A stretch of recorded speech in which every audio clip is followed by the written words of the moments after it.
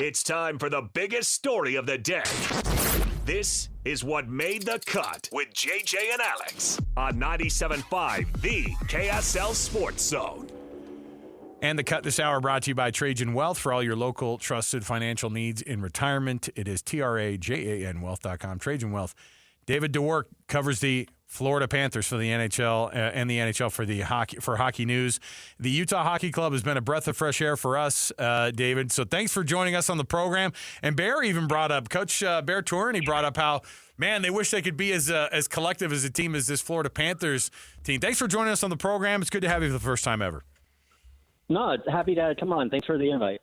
Yeah, first thing, we ask all these journalists across the country that covered the NHL for a while and what their thoughts are on this new Utah Hockey Club and the impact it's having on the league and the importance of the stability that the franchise now has after moving from Arizona. What you've talked to a lot of people around the league. What do people think about this move? A lot of positivity so far. Obviously, from the top, and the ownership has been completely committed and amazing welcoming the club to Utah from at least an outside perspective. It's looked like a really stable and enriching environment. The players seem really happy, and it seems to be translating onto the ice. Personally, I'm a goalie. I kind of pay attention to the goaltending around, so I've been very impressed with what's happened in Utah. Obviously, I've been a big fan of Amelka for the last few years, so it's nice to see him getting a little bit of support. And it's just a great situation. At this point, I'm just excited to see if and when they hit the playoffs, what the name's going to be. Obviously, the Florida Panthers are a team people look up to when you talk about now a championship, progeny, and this is a team that's now won 24 games on the season, and they're one of these teams in the East that will always be kind of a threat. I mean, when they have the type of talent that they do. Let us know a little bit about what this Florida Panthers team is this year and what they represent and what they're doing on the ice that makes them so impressive. It's really been a continuation of what Paul Maurice has been implementing with the Panthers the last couple of seasons, and that's an aggressive five-man defensive unit that's going to forecheck. They're going to put you on your heels, and they're going to try to force you to be uncomfortable. And basically it's playing a playoff brand of hockey year-round. And it's something that, at first we were questioning whether or not the team was going to be able to maintain the kind of energy level required to play this brand of hockey from, for 82 games and then beyond. But obviously they've done it quite well. It's worked out well for the Panthers. Now it's just kind of putting things into muscle memory, building the roster to be a bit more deep, which is what they've been hoping to do from last year to this year, particularly with the forwards. And it's been good for the Panthers so far. The question will be, in terms of the future, how long is the goaltending going to hold out? Because you've got Sergei Bobrovsky, who's in his elder years now.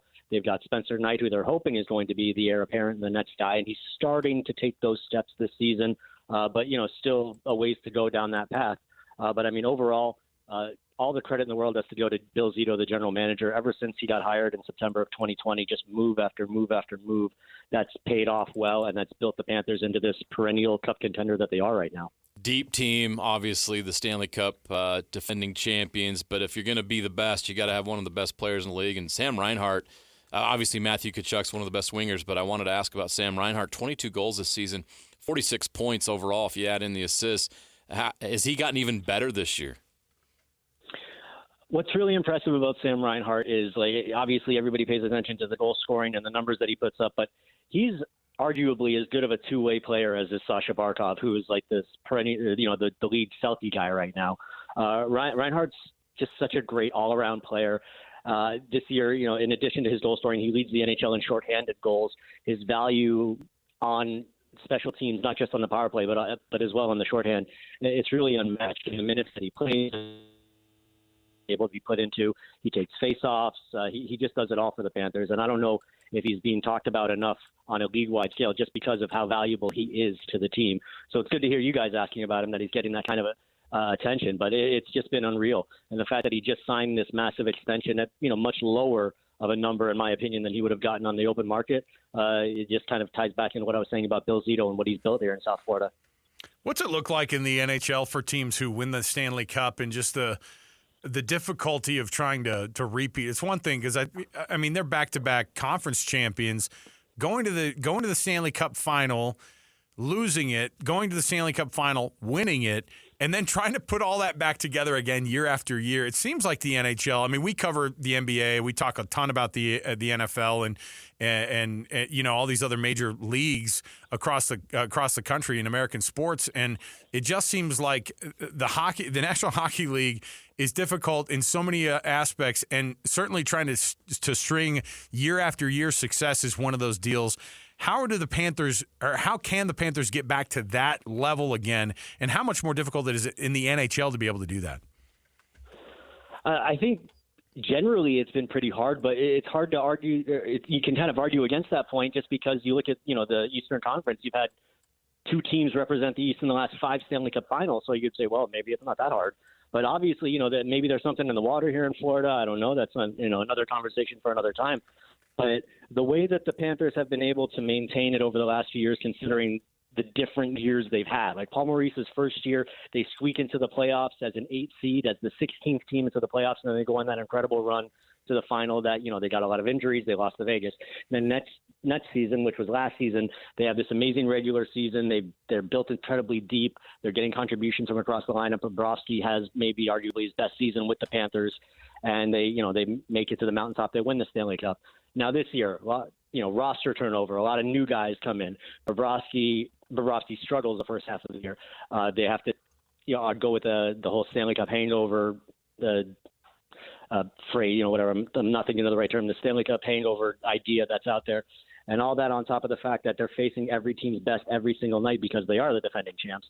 So I think when you kind of compartmentalize each season as an individual, it's a little easier not to get wrapped up into the routines and we're doing it year after year because it's also different for them. So it'll be curious to see how it all plays out once we get towards the playoffs. You mentioned the Panthers now, an annual playoff team that's kind of assumed, which, for any longtime Panther fan would be like, wow, that's an amazing thing to hear right now after the first 25 years of the franchise. But it'll be cool to see how it plays out just because of the way Paul Maurice has led this team so well, and they've got such a good locker room. They're all, the continuity's there. So I'm just kind of anxious to see when we get to the playoffs how it plays out for them. And what does Matthew Tkachuk bring to the table for them? We talked about Sam Reinhart's role, and you've mentioned some other guys. How important is Matthew Tkachuk to what they do? He's basically like the emotional leader of the team. He does a little bit of everything. He's going to be the first guy that gets into a scrum or that starts something in that regard, but he'll also score a huge goal for you. He's basically their Swiss Army knife of a player. He might not be the fastest guy or he might not be the best defensive player, but Matthew Tkachuk is your perennial, your locker room guy that you love to have. This year, maybe a little bit of a slow start in the scoring side. Not that dissimilar to last year. Last year he was coming off the surgeries. This year he just maybe a little bit of a slower start overall. But Matthew Tkachuk, he's the guy that, like, when you're on the other team looking at the Panthers, he's somebody that you're going to be circling as a target just because he can do so many different things well on the ice. And on top of that, he's just a great teammate. Everybody loves him. And one thing that I think he enjoys that maybe doesn't get a lot of attention, he seems to really enjoy getting under the skin of the opponent's goaltenders. Not to the point where he's doing anything or anything dangerous, but he does a good job of really keeping that, maybe just so they have like an eye, the corner of their eye on him at all times, which a little bit of their attention, maybe you're going to help your team score. So just overall, he just does a little bit of everything for the Panthers, and he's very vital to this team's success. In the Eastern Conference, of course, the Panthers are one of those teams that are scoring a lot of points and winning a lot of games, which is to be expected from, a Stanley Cup defending champion and also the last 2 Eastern Conference champions. But it's a tough one. I mean, this is hitting the road is never easy. I think for a team who's got to come out far east. Obviously, you saw or from really far out east there. Obviously, taking on the Avalanche, that was a tough one. What's the difficulty of playing in a place like Colorado and then turning things around and having to play against teams like Utah right after that as well? Because it's not easy to hit the road, and Utah certainly had to find that early in the season as well. Especially elevation. Yeah, I mean, the Panthers, fortunately, they've been one of the better road teams in the NHL over the last few years, so I think they kind of pride themselves on going out there and getting into those kind of team camaraderie situations and taking advantage of whatever the road might give them. But coming into tomorrow's game, brand new building, nobody's ever played in there before from the Panthers, and you're coming off a game, as you guys mentioned, against Colorado. It was a tough one for Florida. They were playing without 2 of their top 4 defensemen, Aaron Ekblad and Nico Mikkola, both missed that game. They're both questionable for tomorrow's game against you guys. So it'll be a tough test just coming off, as you guys know, the waves of attack that Colorado has. And then when you enter Utah, you guys, a lot of speed on the outside, something that the Panthers, if they can get either one of both of their defensemen back, will be a tough challenge. And additionally, just great goaltending generally that Utah has had throughout the year. Florida, they've had, I think, 4 losses in their last 6, 2 of which were via the shutout. So while they have been one of the league's best scoring teams this season, as you mentioned, I think 4 of their last 6 losses have been via shutout. So it's been a little bit of a strange thing for the Panthers in terms of the way that they get to the net. It's something Paul Maurice pointed out that they needed to work on a little bit in order to get back to the scoring that they've had.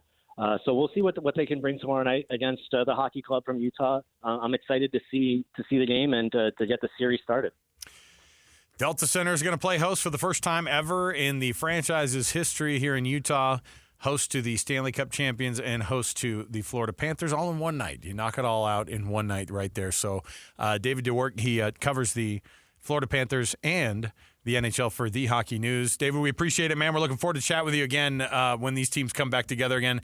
Next time when they're down there in Florida, maybe we'll jump on it as well. But thanks for hanging out. We always just love the education that we're getting this year now that we're the home of the hockey club here on the radio side of things.